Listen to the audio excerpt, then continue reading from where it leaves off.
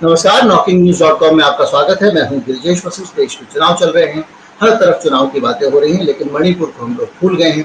आजकल मणिपुर में क्या हो रहा है, मणिपुर में चुनाव कैसे हो रहा है और वहां पर मणिपुर का जो जनजीवन है वहां कैसा चल रहा है, क्या कुछ जीवन सामान्य हुआ है या अभी तक लोग खौफ के साए में जी रहे हैं, चुनाव हो रहे हैं तो कितने निष्पक्ष हो रहे हैं, इस पर बात करेंगे। और बात करने के लिए हमारे साथ है हिजाम राजन, जो मणिपुर के रहने वाले हैं और मणिपुर के बारे में अच्छी समझ रखते हैं, एक बेहतरीन मणिपुरी हैं। राजन जी, आपका स्वागत है। कैसे हैं आप? नमस्कार जी, धन्यवाद। मैं बिल्कुल सही हूँ। अगर मैं मणिपुर का नहीं हो तो भी मैं एक भारत का नागरिक हूँ और भारत के एक नागरिक होने के नाते मुझे गर्व है कि मणिपुर के बारे में सबको कुछ जानकारी बताऊं। जी, आपके प्रश्न था कि मणिपुर में हालत क्या है और इस माहौल पर कैसे चुनाव होंगे। पहले तो आप ये बता दीजिए कि अब वहां पे स्थिति क्या है, क्या लोग घर से निकल रहे हैं, जनजीवन सामान्य है, दुकानें लग रही हैं, बाजार खुल गया है, स्कूल कॉलेज खुल गए हैं, अस्पताल खुल गए हैं, क्या स्थिति है, तनाव की स्थिति क्या है वहां पे? जैसे आज से ठीक तीन महीने पहले की जो तनावपूर्ण जो था वो उस तरीके से तो नहीं है, लेकिन एक डिस्ट्रिक्ट से दूसरे डिस्ट्रिक्ट, जैसे जहां पर जो कुकी समुदाय के बहुमूल एरिया है, मितेई समुदाय के बहुमूल एरिया, कुकी मितेई के एरिया में नहीं जा सकता है, मितेई कुकी के एरिया में नहीं जा सकता, कुकी मितेई के एरिया में नहीं आ सकता, ना मितेई कुकी के एरिया में जा सकता। एक स्टेट में, एक प्रदेश में इस तरफ से उस तरफ जाने के लिए आज के दिन भी जिस माहौल जो पहले जो 3 मई को था उसी तरीके से आज भी है। जहां तक जो एक स्टेट के अंदर जो है एक बफर जोन बना दिया गया है, जो कुकी बहुमूल एरिया और मैतेई बहुमूल एरिया के अंदर। देखिए, ये बहुत दुर्भाग्यपूर्ण है। अच्छा, बफर जोन कि कुकी नहीं जाएंगे और मैतेई नहीं जाएंगे? यस, ये सरकार ने बनाया है, ये बनवाया गया है। ये किस षड्यंत्र के लिए बनाया गया, ये हम एक आम पब्लिक को समझना बहुत कठिन है, क्योंकि उससे क्या होता है कि एक रेडिकलाइजेशन का एक जो पैरामीटर जो है वो बने रहता है, जो उसकी जो चरम सीमा जो है वो बने रहते हैं, ताकि आप उस समुदाय के बारे में मितेई के दिमाग में गंदगी भरते रहे। कह रहे हैं कि वहां पे जो लोगों को और समाज को जोड़ने का काम होना चाहिए था, उसकी जगह लोगों के बीच में स्थायी रूप से लकीर खींच दी है और उनको अलग अलग रखा जा रहा है। दोनों में दोस्ती करने के बजाय अलग अलग रखा जा रहा है और दोनों एक ऐसी स्थिति में जिसमें उनको मौका लगे तो वो फिर से लड़े। एक बात बताइए, क्या इंटरनेट हो गई वहां पे? ना, इंटरनेट तो स्थापित हो गया है। सबसे बड़ी प्रॉब्लम ये है कि जो नौजवान स्कूल कॉलेज में जो जाना चाहिए वो आज भी उनके हाथ में हथियार है।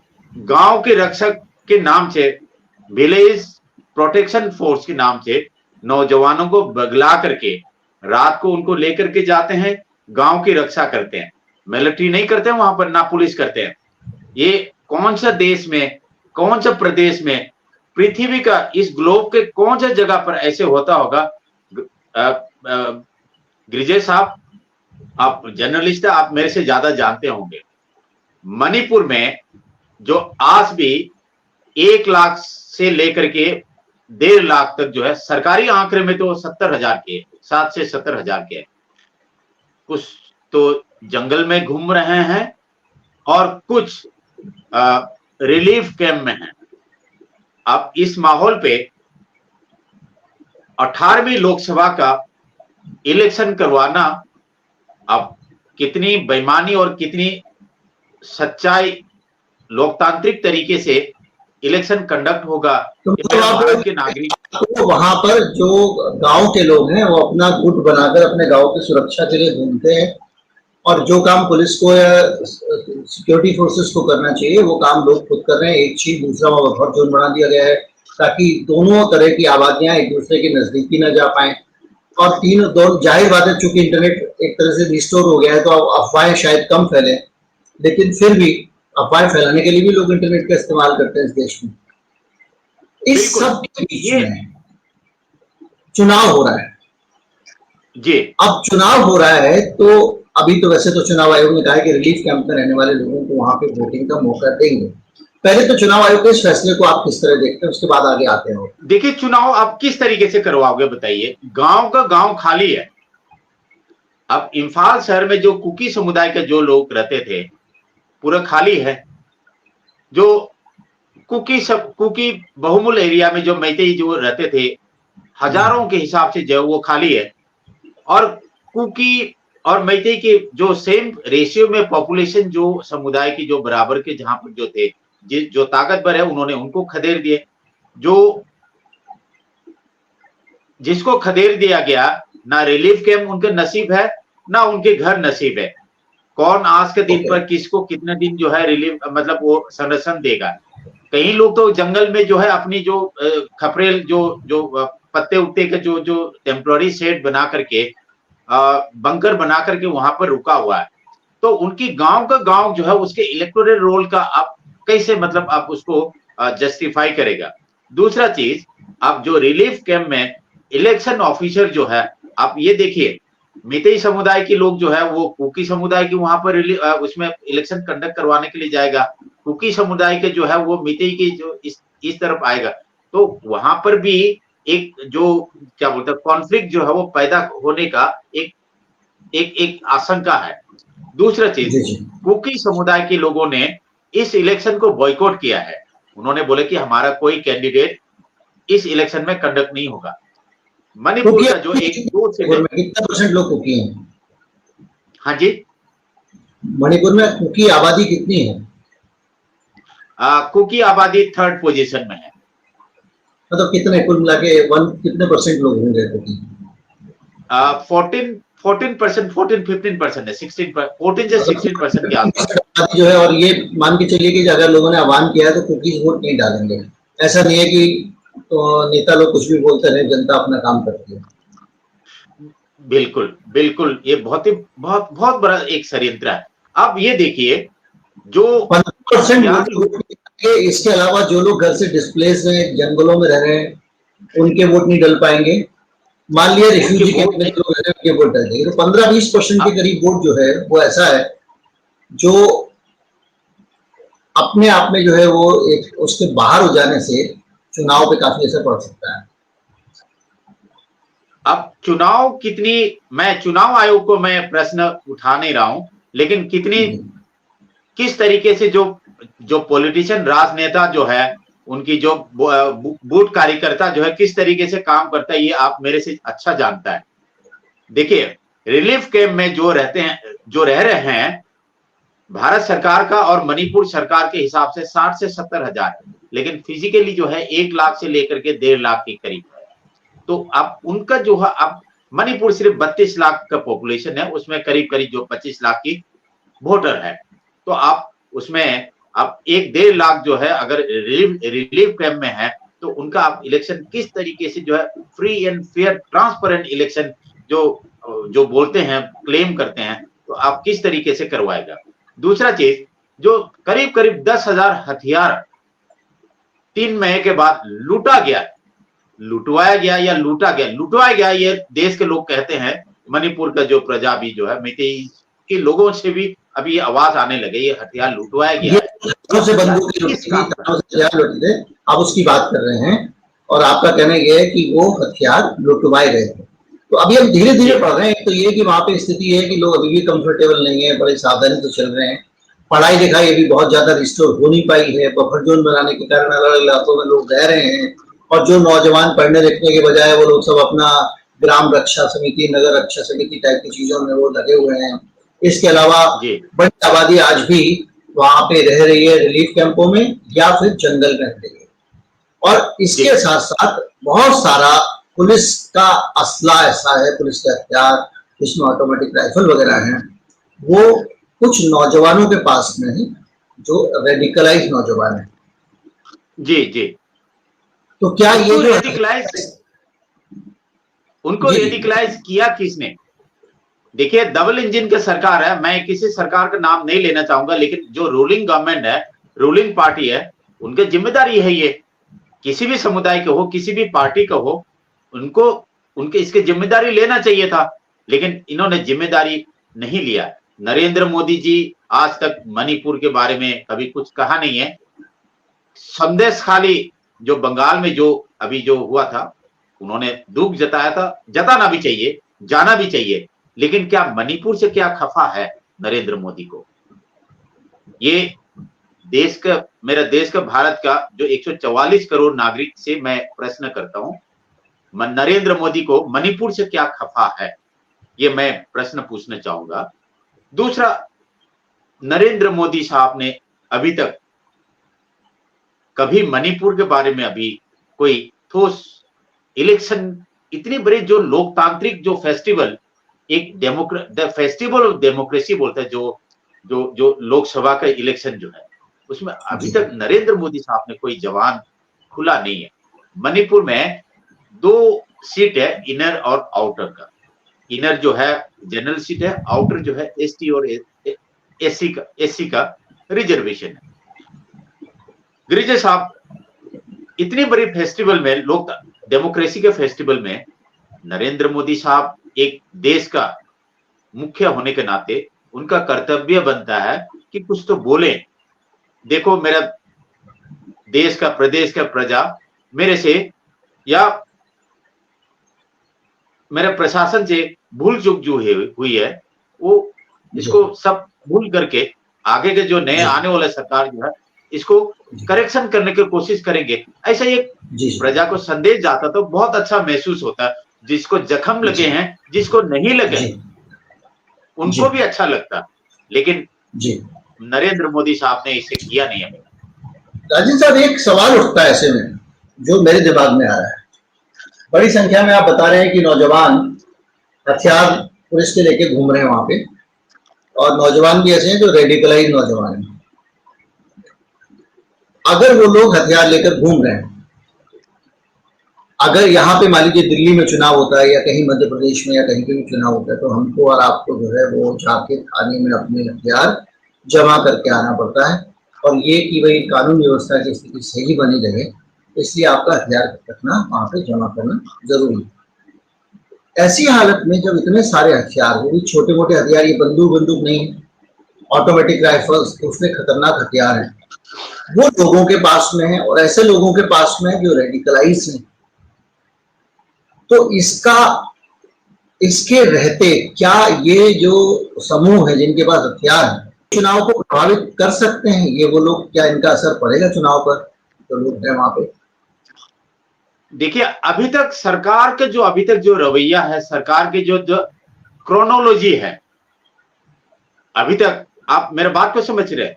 क्रोनोलॉजी, टर्मिनोलॉजी और डिलीवर जो है, आप समझिए, सरकार का क्रोनोलॉजी है, ये इस आने वाला इलेक्शन में प्रभावित करने का आशंका है 100%। मैं नहीं कह रहा, ये देश का प्रजा कह रहा है। कांग्रेस का जो प्रत्याशी है, उनको धमकियां मिली है। आज मणिपुर का आखिरी जो नामांकन वापस लेने के दिन है, उनको जवाहरलाल नेहरू यूनिवर्सिटी जेएनयू के प्रोफेसर है, जो कांग्रेस का कैंडिडेट है मणिपुर के, इम्फाल का जो इनर कैंडिडेट है, उनको धमकियां मिली हैं कि भाई आप अपनी प्रत्याशी वापस ले लो, नामांकन वापस ले लो। तो इस तरीके का अब इलेक्शन का प्रोसेस शुरू भी नहीं हुआ, प्रचार शुरू भी नहीं हुआ, तो अभी से इस तरीके के धमकियां, इस तरीके के जो आशंका जो आ रहा है, तो इलेक्शन के समय पर जो 10,000 लूटवाया गया जो हथियार जो है, इस्तेमाल होने का 100% आशंका है। ये मणिपुर का सिविल सोसाइटी बोल रहा है, मैं नहीं बोल रहा, मैं हिजम राजन मैं नहीं बोल रहा, मणिपुर का सिविल सोसाइटी बोल रहा है। कुछ संगठनों ने संपर्क किया था मेरे से इस इलेक्शन को रुकवाने के पीआईएल के लिए, लेकिन वो पीआईएल थोड़ा सा देर हो चुका था। मैंने उनको कुछ सजेशन दिया कि आप चीफ इलेक्शन कमिश्नर को लिखो, और चीफ जो हमारे जो चीफ जस्टिस है चंद्रचूड़, DY चंद्रचूड़ साहब को आज रात मैंने मेल कर दिया होगा शायद। मैंने उनको ये बताया कि भाई आप उनको मेल करो, और चीफ जस्टिस को जो चीफ इलेक्शन कमिश्नर है उनको मेल करो, और जो है प्रधानमंत्री जी, होम मिनिस्ट्री, सबको मेल करो, ताकि जो है ये प्रोसेस, जो आशंका जो है उस कम से कम आप प्रिकॉशनरी मेजर तो ले सकते हैं। ये है मणिपुर का जो सिविल सोसाइटी जो अपने जाग चुका है। तो पहले अब वो अगर भी मान गुमराह हो लीजिए चुके ये जो हथियारबंद नौजवान जो सड़कों पर हैं और जी जिनसे हथियार अभी तक पुलिस ना वापस नहीं ले पाई है, पुलिस के हथियार हैं, जी वो हथियार लेकर अगर कुछ लोग घूम रहे हैं, तो क्या आपको क्या लगता है कि वो लोग क्या पॉलिटिकली उनकी उनकी जो क्या राजनीति में कुछ ताकतन का इस्तेमाल कर सकते हैं, किसी पार्टी के लिए हाथ में वो खेल सकते हैं, या वो जी चुनाव में किसी तरह का अनरेस्ट नहीं करेंगे कि भाई हमको तो अपनी लड़ाई लड़ रहे हैं, हम दूसरी चीज है, चुनाव में जिसको जो वोट। ये 100% जो मौजूदा सरकार है उनके हाथ में नकेल कस के रखा हुआ है। जिसने हथियार लूटा गया है ये सब जानते हैं, ऐसे नहीं है वो नहीं जानते हैं।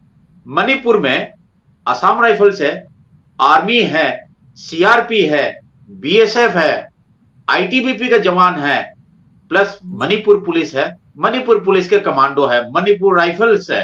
अब इतनी जो फोर्सेस है उनके सामने हथियार लेकर के घूमना अब जी अब कैसे महसूस होते हैं। अब दिल्ली के अंदर आप देखिए, आप ये अपनी बताइए, उसमें जो है काम पुलिस ने अपने हाथ में रखी हुई है और हथियार उनके पास में है, तो हथियार उनके जी हाथ में कैसे उनका लगा? पीछे एफआईआर भी लगे हुए हैं, ताकि आप मेरे कहने से वो काम नहीं करोगे तो ये देख लो एफआईआर है तेरे पीछे और ये मैं आपको क्या कर सकता हूं। ये कई उदाहरण दे चुका है मणिपुर में, ये रिसेंटली बात है। ये उनको उनकी जो जो अच्छा, जो हथियार बन ले गया, उसे हथियार बरामद करने के बजाय वो एक एफआईआर दर्ज कर लिया, उनके सर पे अब तलवार बस दैट्स ऑल। अब क्योंकि वो जो बहुत प्रोफेशनल टाइप के ऐसे आतंकवादी तो है नहीं, वो तो सामान्य घरों के लड़के हैं, जोश में जुलूस के साथ गए और लूट लिया। अब वो हथियार जो है अब मतलब पुलिस की कठपुतली वो बन जाएंगे और पुलिस उनको जैसे चाहिए इस्तेमाल करेगी, क्योंकि पुलिस कह रही है कि अगर आप हमारे मुताबिक ये काम नहीं करोगे तो हम आपको फिर जेल में डाल देंगे। बिल्कुल, देखिए पुलिस तो जो हम कहें वहां इस्तेमाल करो। पुलिस तो एक सरकारी मिशनरी, सरकारी टूल्स है। जो उसके पीछे जो षड्यंत्र रचने वाला कौन है वो आपको समझना आप समझते हैं, लेकिन आप बोलना नहीं चाहोगे। दिल्ली और जो इम्फाल में जो बैठे हुए हैं ये षड्यंत्रकार है, ये उनका हाथ में है। अगर वो चाहते हैं ऐसे तो निष्पक्ष चुनाव कैसे होंगे? इस तरह जो बता रहे हैं उस तरह से तो फिर वहां पे चुनाव निष्पक्ष हो नहीं सकते। तो यही तो डर है मणिपुर का, जो सिविल सोसाइटी जो है उनको ये डर है कि ये चुनाव निष्पक्ष चुनाव नहीं हो सकता।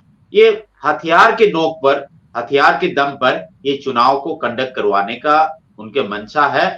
और कई पार्टियों का जो कैंडिडेट्स है उनको धमकियां भी आ चुका है। ये धमकियां कौन दे सकते हैं आप बताइए? ओके, जो तो अब रूलिंग पार्टी तो अगर आपके हिसाब से समझे तो ये जो चुनाव है ये एक तरफा होने जा रहा है। अगर हुआ तो ये ठीक उस तरह का होगा जैसे जम्मू कश्मीर में जब चुनाव होता था तो लोग कहते थे फ्री एंड फेयर नहीं है, इस चुनाव में बहुत सारे लोगों ने पार्टिसिपेट नहीं किया है, बहुत सारे लोगों के वोट फर्जी डले हैं, इस तरह के आरोप बहुत सारे लगते रहते थे। तो अब क्या मणिपुर में भी ये तस्वीर हम देखने वाले हैं कि वहाँ पर वोट के लिए एक तो डर के मारे लोग नहीं निकलेंगे, जिस प्रदेश में इतना तनाव हो, जिसने खून खराबा देखा हो, लाशें देखी हों, उसके लोग वोट डालने के लिए एक तो वो डर के निकलेंगे, कितने भी सिक्योरिटी फोर्सेस लगा लीजिए। दूसरा, लोग घरों में ही नहीं, बहुत सारे लोग घरों के बाहर हैं। तीसरा, एक बड़ी कम्युनिटी ने चुनावों का बहिष्कार कर रखा है। और चौथा, जो हथियारबंद नौजवान हैं वो पुलिस के कंट्रोल में हैं और पुलिस सरकार के कंट्रोल में होती है, तो ये भी संभव है कि हथियारबंद नौजवानों का इस्तेमाल भी चुनाव के दौरान किया जाए। तो इन सारी स्थितियों के बीच 100%। हाँ, हम आज जो मणिपुर की तस्वीर देख रहे हैं वो मणिपुर की तस्वीर ये है कि भारत का एक ऐसा राज्य जो बहुत शांतिपूर्ण राज्य माना जाता था, मणिपुर शैली की हम लोग रामलीला देखा करते थे और बहुत शांत और प्यारे लोग थे वहाँ के और बहुत खूबसूरत भी। अब वो राज्य जो है वो पूरी तरह से हिंसा और सबकी गिरफ्त में आ गया है। आपको क्या लगता है रजनी जी, अब इसका सॉल्यूशन क्या हो सकता है? कैसे? देखिए गिरिजे साहब, किसी भी हिंसा उससे समाधान बंदूक के नोक पर समाधान नहीं ला सकता। सरकार और सिविल सोसाइटी को यह पहल करना चाहिए दोनों समुदाय का लोग आमने सामने आए, अगर उन्होंने भी कुछ डिमांड किया है, ठीक है, ये डेमोक्रेटिक कंट्री है, सबका हक है अपने अपनी डिमांड करना, अपने अपनी जो मांग रखना, सबका हक है। कुकी समुदाय का कहना है कि मैतेई समुदाय ने उनको प्रताड़ित किया है, हम अलग एडमिनिस्ट्रेशन चाहते हैं। भाई इसके लिए क्या आप खूनी संघर्ष करोगे? लाइए, आप असेंबली में बोलिए, उनका असेंबली 10 असेंबली में एमएलए है, तो एक डेमोक्रेटिक तरीके से उसको मांग को रखना चाहिए था। तो इस तरफ से जो मैतेई समुदाय के लोग हैं, तो क्या उस मांग के लिए क्या आप क्या हथियार उठाओगे? आप किसी को बंदूक तानोगे? ये एक लोकतांत्र, एक डेमोक्रेटिक कंट्री में एक डेमोक्रेसी को डिक्लाइन करता है। ये क्या ना ही क्या ये आपको क्या लग पुतिन रहा है का कि देश ये है। जो पूरी समस्या खड़ी हुई है, हम पहले भी उसको बहुत तफसील से डिस्कस कर चुके हैं कि इसके पीछे कौन लोग हैं, कौन सी ताकतें हैं, और वो किस तरह से उन्होंने इस पूरी समस्या को खड़ा कर दिया, भड़का भड़का के सब कम्युनिटी को। तो अब जो वो फोर्सेस थी, क्योंकि उन्होंने तो कुछ और सोच के किया था, ये कुछ और हो गया। जी, उन्होंने तो जहर डाला था बिल्ली जो को सोचा था खिलाने, वो नहीं हुआ है। हाँ, लेकिन बुआ जी जहर खा जी गई। जी जी मणिपुर को जी जी वो तो जी चाहते बिल्कुल। थे कि इस तरह से एक माहौल बना के और उसको वोटों में मेटेरियलाइज कर लिया जाए, वोट बैंक बना दिया जाए, एक बड़ी कम्युनिटी को एक छोटी कम्युनिटी का खतरा दिखा के रेडिकलाइज करें और उसका फायदा उठाएं। जैसा देश के लेवल पे हो रहा है, वैसा मणिपुर के लेवल पे मैतेई के साथ किया गया कि देखो जी, आप धीरे धीरे करके, और ये तो बयान भी है, बहुत जिम्मेदार नेता हैं, मंत्री भी रहे, केंद्रीय मंत्री, उनका बयान भी है, और उनका भी ये बयान था कि उनको कम्युनिटी को जो है उनकी ज़मीनों पे आके खरीदते जाएंगे तो उनकी ज़मीनें ख़त्म हो जाएंगी वगैरह वगैरह करके। तो उसके कारण ये समस्या सारी की सारी खड़ी हुई थी। अब क्या, चूंकि उनके हाथ से भी जिन निकल गया है, तो क्या वो इस समस्या का हल निकालने में कुछ योगदान देना चाहेंगे, दे रहे हैं, चाह रहे हैं कि कुछ समस्या का हल निकला है? देखिए, मैतेई समुदाय एक बहुमूल्य समुदाय होने के नाते, एक मेजोरिटी कम्युनिटी होने के नाते एक बड़ा भाई की भूमिका, अगर छोटे भाई अगर कुछ गलतियां करते तो उसको भूल चूक समझ करके माफ करके उनको मुख्य धारा में लाना, यह मैतेई समुदाय का प्रथम कर्तव्य है। मैं ये बोलता हूँ, मैं ये मानता हूँ, मैतेई समुदाय का यह प्रथम कर्तव्य है, ड्यूटी है, तो उनको मुख्य धारा में लाना। क्योंकि कुकी समुदाय का जो लोग है आज भी इम्फाल शहर नहीं आ रहे हैं। आप समझिए, आप उत्तर प्रदेश का रहने वाले हो, आप लखनऊ नहीं जा पा रहे हैं, तो आप उस प्रदेश में कैसे, मतलब एक समुदाय के खास करके आप एक समुदाय के लोग जो है लखनऊ नहीं आ पा रहे हैं, या आप भारत के नागरिक है, आप दिल्ली नहीं आप आने नहीं दे रहे हैं आपको, तो दिल्ली आने से भी अगर आना चाहते तो भी खूब दिखा है। इंक्लूड करें तो इसका निचोड़ ये निकलता है कि अगर आप चाहते हैं कि इस देश में शांति हो, और बहरहाल इसको अगर आप कंक्लूड करें, इसको ख़त्म करें, तो निष्कर्ष से समझ में आता है कि जो मणिपुर के हालात हैं उसमें कोई सुधार नहीं है, तनाव है, ज़िंदगी पटरी पर थोड़ी लौट आई है, काम धंधा चल रहा है, ज़िंदगी थोड़ी चलनी शुरू हो गई है, लेकिन वो भी थोड़ी चलनी शुरू हुई है। और इस पूरी स्थिति में मणिपुर छटपटा रहा है और पॉलिटिकल पार्टी अभी भी अपने गेम में लगी हैं, मणिपुर को शांति प्यार देने, मणिपुर को बेहतर बनाने के बजाय उनका पूरा फोकस मणिपुर से राजनीतिक लाभ लेने का है। जी बिल्कुल।